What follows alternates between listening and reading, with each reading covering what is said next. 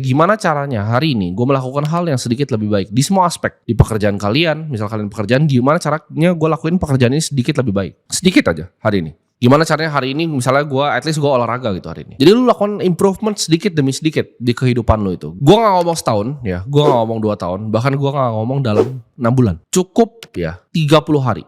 1 bulan aja. Sedikit demi sedikit hari lu. Lu kerja sedikit lebih baik. Yang lu kerjakan tuh sedikit lebih baik. Itu akan berasa ya di 30 hari pertama. Itu akan komponen lu ngerasa, oh kayaknya gak susah-susah banget nih dalam kegelapan ini. Misalnya contohnya kalian bangun tidur ya. Kalian bangun tidur, dulu kalian cuma scrolling TikTok, tapi coba kalian ganti itu dengan bacaan yang bermanfaat. Sebelum kalian tidur ya, kalian bisa scrolling TikTok, ganti dengan bacaan yang bermanfaat. 30 menit aja. Gak usah muluk-muluk kalau bilang belajar 3 jam ya.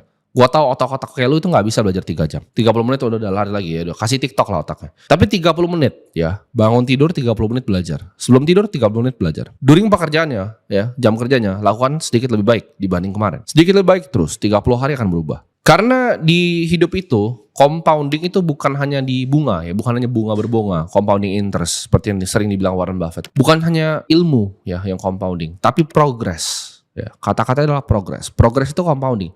Dan ketika kerasa itu cepat sekali rasanya. Lu rasakan lu sebagai manusia yang berubah nanti ketika 30 hari selesai ini. Jalan yang terang itu gak akan bikin hidup kalian puas ya. Jalan di siang hari itu gak akan bilang kalian puas. Tapi hidup dalam kegelapan itu yang akan bikin kalian puas. Gue gak pernah iri sama sekali ngeliat anak dari orang kaya ya.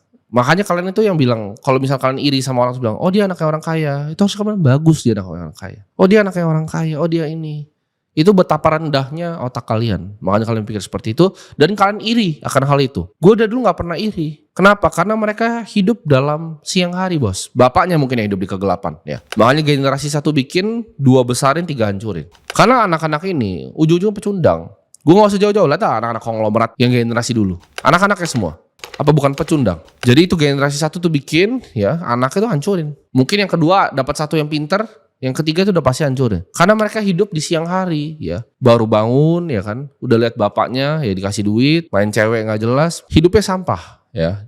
Dan gak ada challenge di hidupnya. Jadi jangan pernah iri dengan anak orang kaya. Mereka itu yang harusnya iri dengan orang-orang yang bisa mempelajari kegelapan. Dia bahkan tidak pernah melihat kegelapan. Dan tidak punya kesempatan untuk belajar dari kegelapan. Jadi jangan iri sama anak orang kaya. Ketika ya lu berhasil melakukan sesuatu yang sulit dalam kegelapan, self respect lu ya, lu melihat diri lu itu, harga diri lu itu baru akan muncul.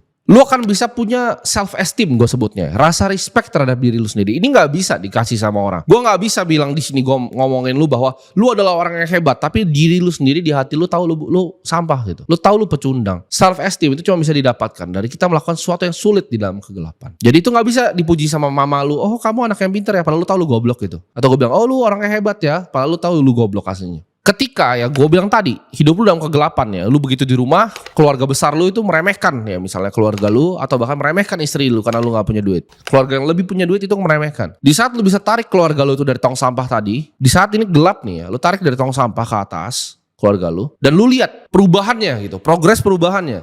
Keluarga lu mulai jilatin kaki lu lah, lu bisa kasih kaki begitu. Mereka mulai jelatin kaki lu. Nah itu self esteem lu muncul di situ. Ya kepercayaan diri lu muncul. Self worth lu muncul di situ. Pride lu muncul di situ. Gue kasih tahu ya, manusia itu bukan puas akan pencapaiannya.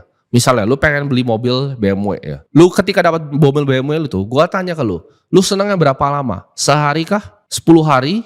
20 hari? 6 bulan? Setahun? Seneng lu setahun karena BMW kesayangan lu itu? Jawabannya pasti enggak.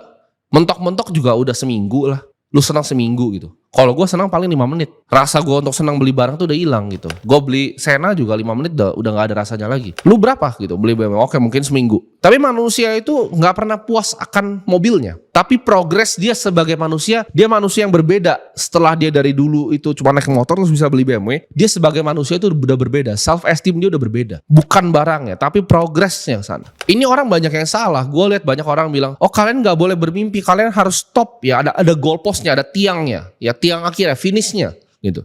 Jadi jangan finishnya dipindah-pindahin terus gitu. Ini gue banyak banget dengar seperti ini. Ini menurut gue salah ini. Karena manusia itu selalu harus punya goal. Gue sebagai manusia, gue senang kalau gue set goal yang impossible, yang mustahil, dan gue break dalam waktu yang lebih mustahil lagi gitu. Jadi gue break terus, goal ke goal ke goal terus. Tapi yang gue suka bukanlah pencapaiannya sendiri. Itu gak pernah pencapaiannya yang gue suka. Lu tahu yang gue suka apa? Progres gue sebagai manusia. Gue yang sekarang dengan setahun lalu jauh banget bedanya. Cara berpikirnya, cara bernalarnya, cara negosiasi dengan orang, cara berbicara dengan orang, koneksi gue, semua sebagai manusia gue level up. Bukan gue punya harta berapa atau barang yang gue punya.